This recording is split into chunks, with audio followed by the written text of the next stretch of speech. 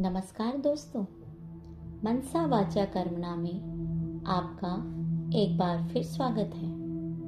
क्या आप जानते हैं कि साल में एक दिन ऐसा आता है जब समय खुद अमर हो जाता है, जब आपके द्वारा किया गया एक छोटा सा दान या बोला गया एक मीठा बोल कभी खत्म नहीं होता। जी हाँ, हम बात कर रहे हैं अक्षय तृतीया की।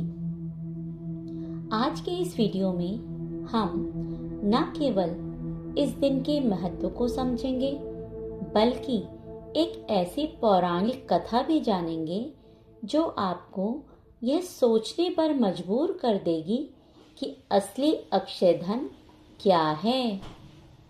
दोस्तों, अक्षय तृतीया की महिमा को समझने के लिए हमें महाभारत के उस काल में चलना होगा जब पांडव वनवास में थे।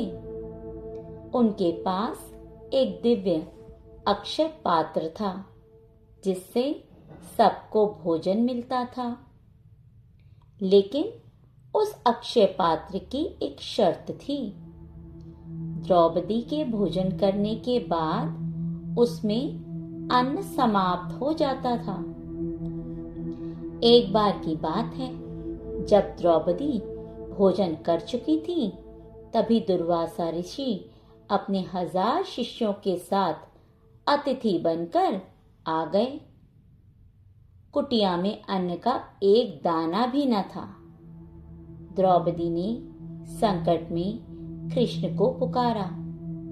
कान्हा आए और उन्होंने उस खाली बर्तन के कोने में फंसे साग के मात्र एक छोटे से पत्ते को ग्रहण किया। उनके उस एक पत्ते को खाने मात्र से पूरे ब्रह्मांड का पेट भर गया और दुर्वासा ऋषि व उनके शिष्य भी बिना कुछ खाए ही तृप्त हो गए। यही है अक्षय तृतीया का संदेश कि सच्चे मन से समर्पित एक छोटा सा अंश भी अनंत फल दे सकता है। इस पावन दिन भगवान विष्णु के छठे अवतार भगवान परशुराम का प्रकाट्य हुआ था।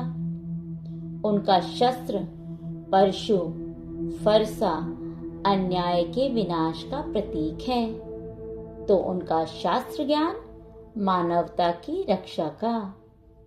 यह दिन हमें यह सिखाता है कि शक्ति का उपयोग हमेशा धर्म और न्याय के लिए होना चाहिए। त्रेता युग का प्रारंभ भी इसी दिन से माना जाता है, जो हमें जीवन की एक नई शुरुआत करने की प्रेरणा प्रदान करता है। दोस्तों, वर्तमान समय में अक्सर हम लोग अक्षय तृतीया पर केवल सोना खरीदने की होड़ में लग जाते हैं, लेकिन शास्त्रों के अनुसार इस दिन किया गया दान ही असली सोना है।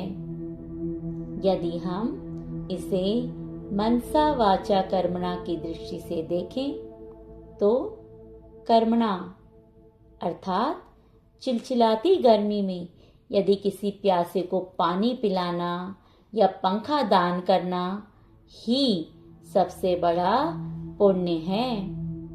वाचा अर्थात अपनी वाणी से किसी दुखी मन को सांत्वना देना भी अक्षय फल देता है।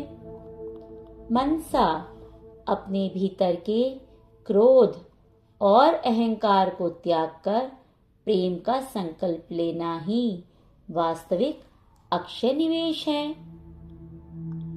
तो इस अक्षय तृतीया केवल तिजोरी ना भरें, बल्कि अपने पुण्यों का खाता भी भरें। याद रखिए, वस्तुएं क्षय अर्थात नष्ट हो सकती हैं, लेकिन आपके अच्छे कर्म, आपका अच्छा व्यवहार हमेशा अक्षय ही रहेंगे।